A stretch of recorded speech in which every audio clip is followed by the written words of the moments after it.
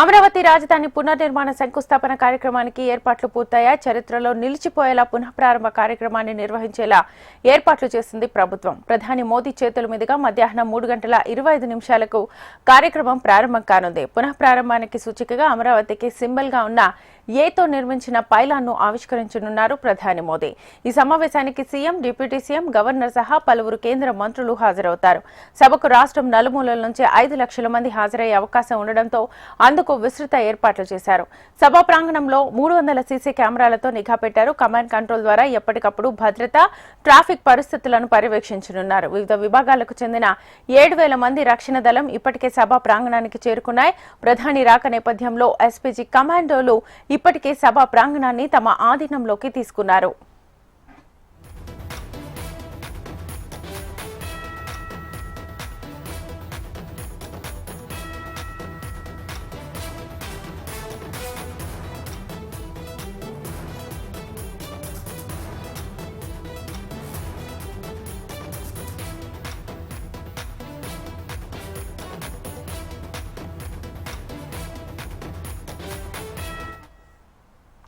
అమరావతి రాజధాని పునర్నిర్మాణ శంకుస్థాపన కార్యక్రమానికి ఏర్పాట్లు పూర్తయ్యాయి. చరిత్రలో నిలిచిపోయేలా పునఃప్రారంభ కార్యక్రమాన్ని నిర్వహించేలా ఏర్పాట్లు చేసింది ప్రభుత్వం. ప్రధాని మోదీ చేతుల మీదుగా మధ్యాహ్నం 3:25 ఈ కార్యక్రమం ప్రారంభం కానుంది. పునఃప్రారంభానికి సూచికగా అమరావతికి సింబల్ గా ఉన్న ఏతో నిర్మించిన పైలాన్ను ఆవిష్కరించనున్నారు ప్రధాని మోదీ. ఈ సమావేశానికి సీఎం, డిప్యూటీ సీఎం, గవర్నర్ సహా పలువురు కేంద్ర మంత్రులు హాజరవుతారు. సభకు రాష్ట్రం నలుమూలల నుంచి 5 లక్షల మంది హాజరయ్యే అవకాశం ఉండడంతో అందుకు విస్తృత ఏర్పాట్లు చేశారు. సభా ప్రాంగణంలో 300 సీసీ కెమెరాలతో నిఘా పెట్టారు. కమాండ్ కంట్రోల్ ద్వారా ఎప్పటికప్పుడు భద్రత, ట్రాఫిక్ పరిస్థితులను పర్యవేక్షించనున్నారు. వివిధ విభాగాలకు చెందిన 7,000 మంది రక్షణ దళం ఇప్పటికే సభా ప్రాంగణానికి చేరుకుంది. ప్రధాని రాక నేపథ్యంలో ఎస్పీజీ కమాండోలు ఇప్పటికే సభా ప్రాంగణాన్ని తమ ఆధీనంలోకి తీసుకున్నారు.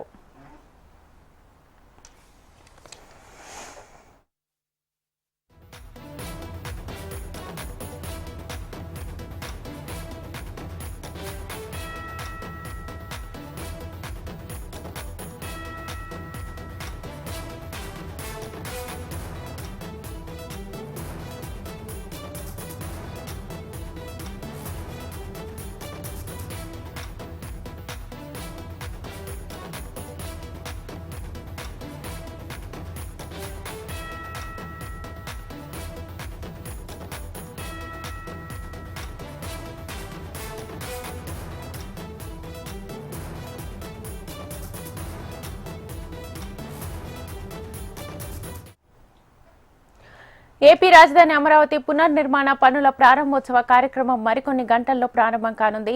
ప్రధాని మోదీ చేతుల మీదుగా అమరావతి రీలాంచ్ పనులు కానున్నాయి. ఇవాళ మధ్యాహ్నం 2:55 గన్నవరం ఎయిర్పోర్టుకు ప్రధాని చేరుకుంటారు. ఈ సందర్భంగా మంత్రులతో పాటు కూటమి నేతలు ఆయనకు ఘన స్వాగతం పలకనున్నారు. ఆ తర్వాత గన్నవరం ఎయిర్పోర్ట్ నుంచి ప్రత్యేక హెలికాప్టర్లో సభా ప్రాంగణానికి ప్రధాని చేరుకుంటారు. అక్కడ CM Chandrababu, deputy CM Pawan Kalyan ప్రధానిని సాదరంగా ఆహ్వానిస్తారు. అక్కడి నుంచి కారులో ర్యాలీగా ప్రజలకు అభివాదం చేస్తూ సభా వేదిక వద్దకు ప్రధాని మోదీ చేరుకుని అమరావతి పునర్నిర్మాణానికి సూచికగా పైలాన్ను ఆవిష్కరిస్తారు. అనంతరం అక్కడ ఏర్పాటు చేసిన భారీ బహిరంగ సభలో పాల్గొని ప్రసంగిస్తారు. ఈ వేదిక నుంచి అమరావతికి సంబంధించి 49,000 కోట్ల విలువైన పనులను ప్రధాని మోదీ ప్రారంభిస్తారు.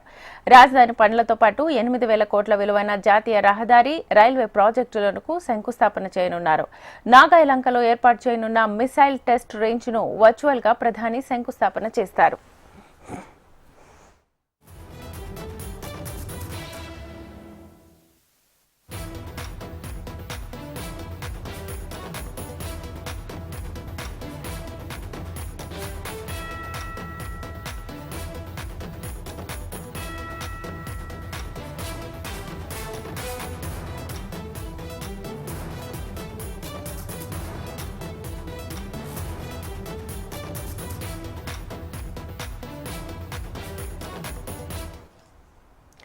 రైటిక ప్రధాని రాక నేపథ్యంలో గన్నవరం ఎయిర్పోర్ట్ దగ్గర భారీ భద్రతా ఏర్పాట్లు చేశారు. దీనిపై మరింత సమాచారాన్ని మా ప్రతినిధి కాంతిని అడిగి తెలుసుకుందాం. కాంతి,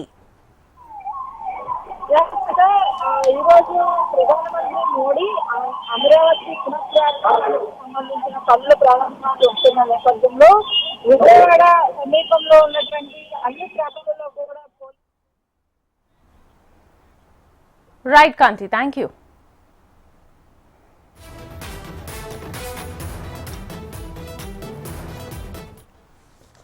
రైట్, ఇప్పటికే సభా ప్రాంగణాన్ని ఎస్పీజీ తమ ఆధీనంలోకి తీసుకుంది. ప్రధాని వేదికకు ఇరువైపులా 2 వేదికలు ఏర్పాటు చేయాలని ముందుకు భావించినప్పటికీ కూడా భద్రతా కారణాల రీత్యా ఆ నిర్ణయాన్ని వెనక్కి తీసుకున్నారు. ప్రధాన వేదికపై కేవలం 14 మంది మాత్రమే ఆసీనులయ్యేలా ఏర్పాట్లు చేశారు. ప్రధాని మోదీతో పాటు governor justice Abdul Nazeer, CM Chandrababu, deputy CM Pawan Kalyan, మంత్రి లోకేష్ తో పాటు కేంద్ర మంత్రులను మాత్రమే ప్రధాన వేదికపైకి అనుమతించనున్నారు. అలాగే అమరావతి బహిరంగ సభకు రావాలంటూ ప్రత్యేకంగా 5,000 మంది పారిశ్రామికవేత్తలకు కూటమి ప్రభుత్వం ఆహ్వానాల్ని పంపింది.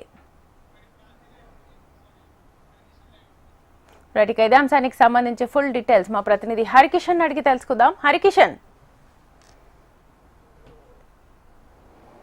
థ్యాంక్ యూ శ్వేత. ప్రధానంగా శాతవాహనుల కాలంలో ధాన్య కటంగంగా విరాజిల్లినటువంటి అమరావతి ఈరోజు మళ్ళీ పునర్నిర్మాణం చేసుకుంటుంది, మళ్ళీ ఊపిరి పోసుకుంటుంది. దీనికి ప్రత్యేక అతిథిగా దేశ ప్రధాని నరేంద్ర మోదీ హాజరు కానున్నారు. ఆయన చేతుల మీదుగా 1,00,000 కోట్ల రూపాయలకు సంబంధించినటువంటి అభివృద్ధి పనులకు ఈరోజు శంకుస్థాపన మరియు ప్రారంభోత్సవాలు చేసుకుంటున్నటువంటి పరిస్థితి అయితే ఉంది. దీనికి సంబంధించి రాష్ట్ర ప్రభుత్వం ఇప్పటికే అన్ని ఏర్పాట్లను అయితే పూర్తి చేసింది. మరోవైపు దేశ ప్రధాని ఢిల్లీ నుంచి గన్నవరం ఎయిర్పోర్ట్కు దిగి అక్కడి నుంచి కూడా నేరుగా ఇటు సచివాలయం వద్ద ఏర్పాటు చేసినటువంటి ప్రత్యేక హెలిప్యాడ్ వద్దకు చేరుకుంటారు. అక్కడి నుంచి కాన్వాయ్ ద్వారా సభ ప్రాంగణానికి చేరుకుంటారు. ఇదే నేపథ్యంలో దేశ ప్రధాని భద్రతకు సంబంధించి ప్రత్యేకంగా చర్యలు తీసుకున్నారు అధికారులు. వివిధ భద్రతా బలగాలకు సంబంధించినటువంటి దగ్గర 8,000 మంది పోలీసులు పహారా కాస్తున్నటువంటి పరిస్థితి ఉంది. అణువణువు కూడా క్షుణ్ణంగా పరిశీలిస్తున్నారు. మెటల్ డిటెక్టర్స్, బాంబ్ స్క్వాడ్స్, అలాగే స్నిప్పర్ డాగ్స్ ఇవన్నీ కూడా కంప్లీట్ గా ఈ ప్రాంతాన్ని అంతా కూడా జల్లెడ పడుతున్నటువంటి పరిస్థితి ఉంది. ఇప్పటికే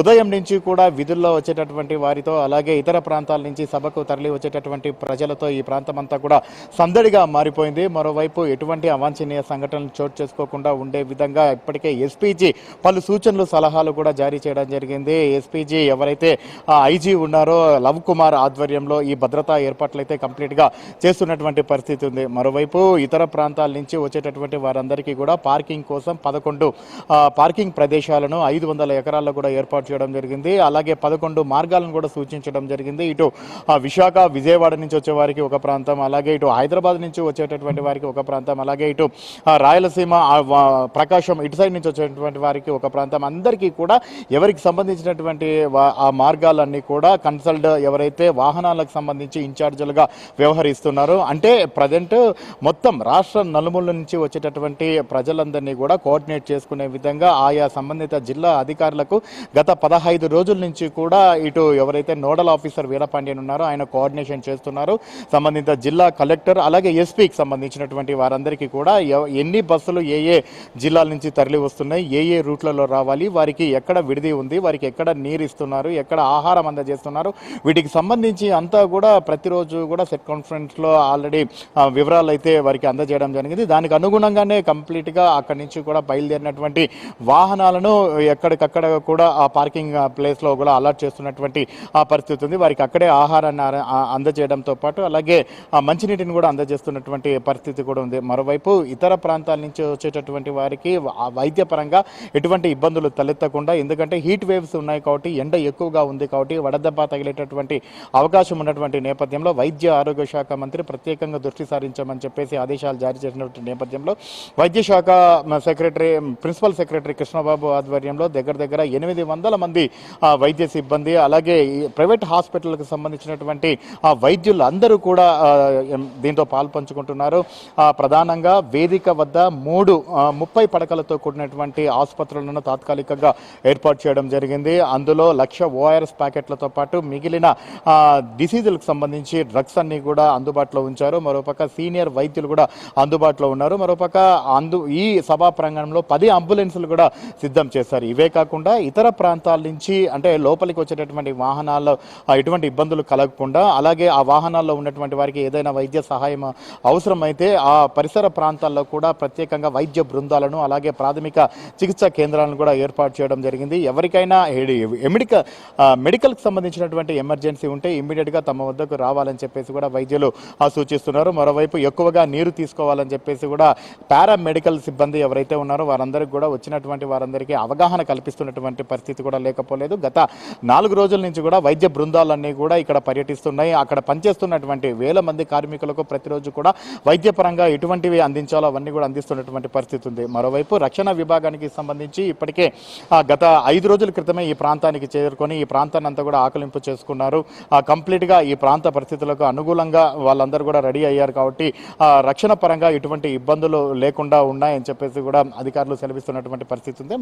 మరోవైపు భద్రతా పరంగా ఇటు ఎస్పీజీతో పాటు గుంటూరు రేంజ్ ఐజీ సర్వశ్రేష్ఠ త్రిపాఠి కూడా పర్యవేక్షిస్తున్నటువంటి పరిస్థితి ఉంది. ప్రధాని నరేంద్ర మోదీ సభకు వచ్చినప్పటి నుంచి మళ్ళీ తిరిగి వెళ్లేంత వరకు కూడా పోలీసులు పూర్తిగా అప్రమత్తంగా ఉండాలి. విఐపి ప్రోటోకాల్ని పాటిస్తూనే అలాగే సాధారణ ప్రజల భద్రతను అలాగే వారి సౌకర్యాలను కూడా దృష్టిలో పెట్టుకొని విధులు నిర్వహించాలని చెప్పేసి ఇప్పటికే స్పష్టంగా అయితే ఆదేశాలు జారీ చేశారు. మరోపక్క ఇటు భద్రతా పరంగా వేదిక వద్ద దగ్గర 300 సీసీ కెమెరాలను అయితే ఏర్పాటు చేశారు. ఆ సీసీ కెమెరాల నుంచి కమాండ్ కంట్రోల్ను వేదిక వెనక వైపు ఉన్నటువంటి ప్రాంతంలో ఏర్పాటు చేసి అక్కడ సీనియర్ ఐఏఎస్ అలాగే ఐపీఎస్ అధికారులు ఎప్పటికప్పటికి కూడా మానిటరింగ్ చేస్తున్నారు. విజయవాడలోకి ఎంటర్ అయ్యేటప్పటి నుంచి మళ్ళీ తిరిగి వెళ్లే వరకు కూడా కంప్లీట్గా ఆ సిచ్యువేషన్కు తగ్గట్టుగా కంప్లీట్గా వారికి ఇన్స్ట్రక్షన్స్ ఇవ్వబోతున్నటువంటి పరిస్థితి ఉంది. మరోవైపు పైలాన్ని కూడా ఈరోజు నరేంద్ర మోడీ ఆవిష్కరించబోతున్నారు. దగ్గర వేల కోట్ల రూపాయలకు సంబంధించినటువంటి అభివృద్ధి పనులు అలాగే శంకుస్థాపనలకు సంబంధించి ఆయన లాంచ్ చేయబోతున్నాడు. దానికి అమరావతి ఏదైతే క్యాపిటల్ ఏ ఉంటుందో ఆ సింబల్ని